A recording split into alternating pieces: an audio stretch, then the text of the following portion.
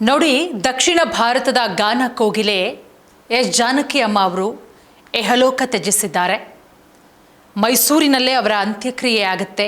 ಅವರ ಆಸೆಯಂತೆ ಅವರು ಅತ್ಯಂತ ತುಂಬ ಇಷ್ಟಪಡ್ತಾ ಇದ್ದಂತಹ ಜಾಗ ಮೈಸೂರು. ತಮ್ಮ ಕೊನೆ ಕಾಲವನ್ನು ಕೂಡ ಮೈಸೂರಲ್ಲೇ ಕಳೀತಾರೆ. ಒಂದಷ್ಟು ಬೇರೆ ಬೇರೆ ವಿಚಾರಗಳ ಬಗ್ಗೆ ನಾನು ನಿಮಗೆ ತಿಳಿಸ್ಕೊಡ್ತೀನಿ. ಅವರ ಬಗ್ಗೆನ ಸ್ವಾರಸ್ಯಕರ ವಿಚಾರಗಳ ಬಗ್ಗೆ. ಪದ್ಮಭೂಷಣವನ್ನೇ ನಿರಾಕರಿಸಿದರು 2013ರಲ್ಲಿ ಎಸ್ ಜಾನಕಿ ಅಮ್ಮ ಅವರು. ಅದಾದಮೇಲೆ ಯಾವ ಕಾರಣಕ್ಕೋಸ್ಕರ ನಿರಾಕರಿಸಿದ್ರು ಅಂತ ಅವರ ಪುತ್ರ ಕೂಡ ಅವತ್ತು ಹೇಳಿಕೆ ಕೊಟ್ಟಿದ್ರು. ಬಟ್ ಇವತ್ತು ಅವರ ಪುತ್ರ ನಮ್ಮೊಟ್ಟಿಗಿಲ್ಲ. ಇದೇ ವರ್ಷ ಜನವರಿಯಲ್ಲಿ ಅವರ ಪುತ್ರ ಅನಾರೋಗ್ಯ ಸಮಸ್ಯೆಯಿಂದ ನಿಧನ ಹೊಂದುತ್ತಾರೆ. ಪುತ್ರ ಶೋಕ ನಿರಂತರ ಅಂತಾರಲ್ಲ, ಹಾಗೆ ಮಗನ ನೆನಪಿನಲ್ಲೇ ಕೊನೆ ಉಸಿರೆಳೆದಿದ್ದಾರೆ ಇವತ್ತು ಜಾನಕಿ ಅಮ್ಮ ಅವರು. 2013ರಲ್ಲಿ ಅವರಿಗೆ ಪದ್ಮಭೂಷಣ ಪ್ರಶಸ್ತಿ ಬರುತ್ತೆ. ಆ ಪ್ರಶಸ್ತಿಯನ್ನು ಸಾರಾಸಗಟಾಗಿ ನಿರಾಕರಿಸ್ತಾರೆ. ಯಾಕೆ ಹೇಳ್ತೀನಿ. 6 ದಶಕಗಳಲ್ಲಿ 18 ಭಾಷೆಯಲ್ಲಿ ಸುಮಾರು 48,000 ಹಾಡುಗಳಿಗೆ ಎಸ್ ಜಾನಕಿ ಅಮ್ಮ ಅವರು ಧ್ವನಿಯಾಗಿದ್ದಾರೆ. ಅವರ ಅಭಿಮಾನಿಗಳು, ಆಪ್ತರು ಪ್ರೀತಿಯಿಂದ ಜಾನಕಿ ಅಮ್ಮ, ಇವತ್ತು ಎಸ್ ಜಾನಕಿಯವರು ಅಂತ ನಮ್ಗೆ ಹೇಳೋಕ್ಕಾಗಲ್ಲ. ಜಾನಕಿ ಅಮ್ಮ ಅಂತ ಹೇಳಿದ್ರೇ ಬಾಯಿ ತುಂಬ ನಮ್ಮೆಲ್ಲರಿಗೂ ಕೂಡ ಅದೇ ಪ್ರೀತಿ. ನೋಡಿ, 2026 ಜನವರಿ ಅಂದರೆ ಇದೇ ವರ್ಷ ಅವರ ಪುತ್ರ ಮರಣ ಹೊಂದುತ್ತಾರೆ. ಅದಾದಮೇಲೆ ಅವರ ಅಭಿಮಾನಿಯೊಬ್ಬರ ಮನೆಯಲ್ಲಿ ತಮ್ಮ ಕೊನೆಯ ದಿನಗಳನ್ನು ಕಳೀತಾ ಇರ್ತಾರೆ ಎಸ್ ಜಾನಕಿ ಅಮ್ಮ ಅವರು. ಆದರೆ ನಿನ್ನೆ ಮೈಸೂರಿನ ಅಪೋಲೋ ಹಾಸ್ಪಿಟ್ಲಲ್ಲಿ ಹೃದಯಾಘಾತದಿಂದ ನಿಧನರಾಗ್ತಾರೆ. ಗಾಯನ ಲೋಕದಲ್ಲಿ ದಕ್ಷಿಣ ಭಾರತದ ಚಿತ್ರರಂಗದ ಸುವರ್ಣ ಯುಗದ ಪ್ರಮುಖ ಕೊಂಡಿ. ಅವ್ರ ರೀತಿ ಯಾರೂ ಬರೋದಕ್ಕೆ ಸಾಧ್ಯನೂ ಇಲ್ಲ, ಹಿಂದೇನೂ ಹುಟ್ಟಿಲ್ಲ, ಮುಂದೇನೂ ಹುಟ್ಟೋದಿಲ್ಲ. ಒಂದಷ್ಟು ಸ್ವಾರಸ್ಯಕರ ವಿಚಾರಗಳ ಬಗ್ಗೆ ಹೇಳೋದಾದರೆ, ಪದ್ಮಭೂಷಣ ಪ್ರಶಸ್ತಿಯನ್ನು ನಿರಾಕರಿಸ್ತಾರೆ. 4 ಬಾರಿ ಇವರಿಗೆ ರಾಷ್ಟ್ರ ಪ್ರಶಸ್ತಿ ಬಂದಿದೆ.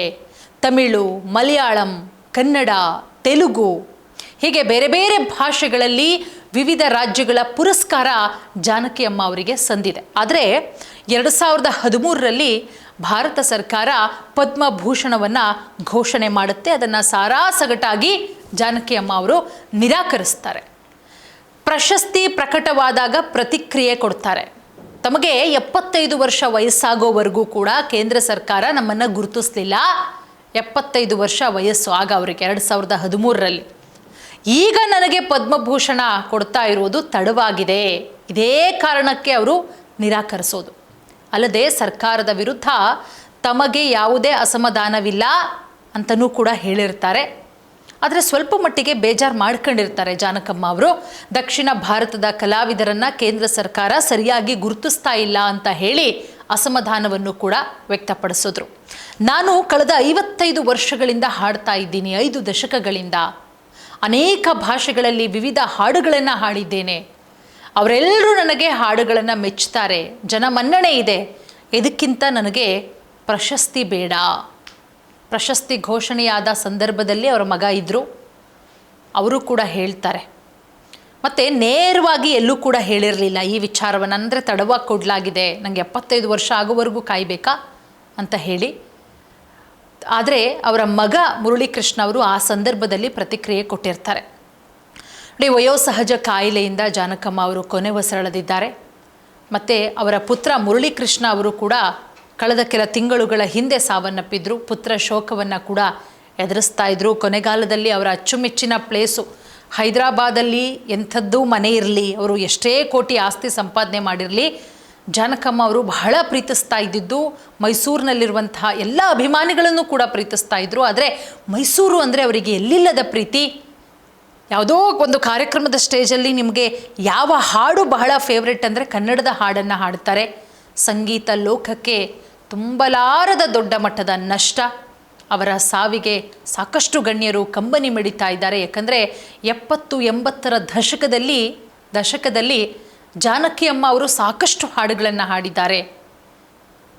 ಅವರಷ್ಟು ಜನಪ್ರಿಯತೆ ಪಡೆದಂತಹ ಮತ್ತೊಬ್ಬರು ಕನ್ನಡದಲ್ಲಿ ಇರಲಿಲ್ಲ. ನಮ್ಮ ವರನಟ ಡಾಕ್ಟರ್ ರಾಜ್ಕುಮಾರ್ ಅವರು ಹಾಗೆ ಎಸ್ ಜಾನಕಿ ಅಮ್ಮ ಅವರ ಕಾಂಬಿನೇಷನ್ ಇದೆಯಲ್ಲ, ಕನ್ನಡ ಚಿತ್ರರಂಗದಲ್ಲಿ ಗೋಲ್ಡನ್ ಎರಾ ಅಂತ ಹೇಳಬಹುದು. ಎಲ್ಲೆಲ್ಲಿ ನೋಡಲಿ ನಿನ್ನನ್ನೇ ಕಾಣುವೆ ಹಾಡು ಅದೊಂದೇ ಅಲ್ಲ, ಸಾಕಷ್ಟು ಹಾಡುಗಳನ್ನು ಹಾಡಿದ್ದಾರೆ.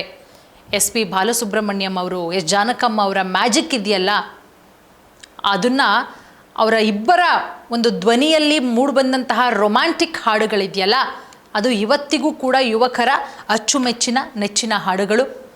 ಸೊ ಜಾನಕಮ್ಮ ಅವರ ಬಗ್ಗೆ ಮತ್ತಷ್ಟು ಮಾಹಿತಿಗಳನ್ನು ಮುಂದಿನ ಎಪಿಸೋಡ್ನಲ್ಲಿ ಕೊಡ್ತಾ ಹೋಗ್ತೀವಿ. ಈಗ ಆಲ್ರೆಡಿ ಅವರ ಅಂತಿಮ ದರ್ಶನವನ್ನು ಪಡ್ಕೊಳ್ತಾ ಇದ್ದಾರೆ. ಮೈಸೂರಿನಲ್ಲೇ ಅಂತ್ಯಕ್ರಿಯೆ ಕೂಡ ಆಗುತ್ತೆ. ಎಲ್ಲದರ ಬಗ್ಗೆ ಕ್ಷಣ ಕ್ಷಣದ ಅಪ್ಡೇಟನ್ನು ಕೊಡ್ತಾ ಹೋಗ್ತೀವಿ. ನೋಡ್ತಾ ಇರಿ ಸ್ಪೀಡ್ ನ್ಯೂಸ್ ಕನ್ನಡ.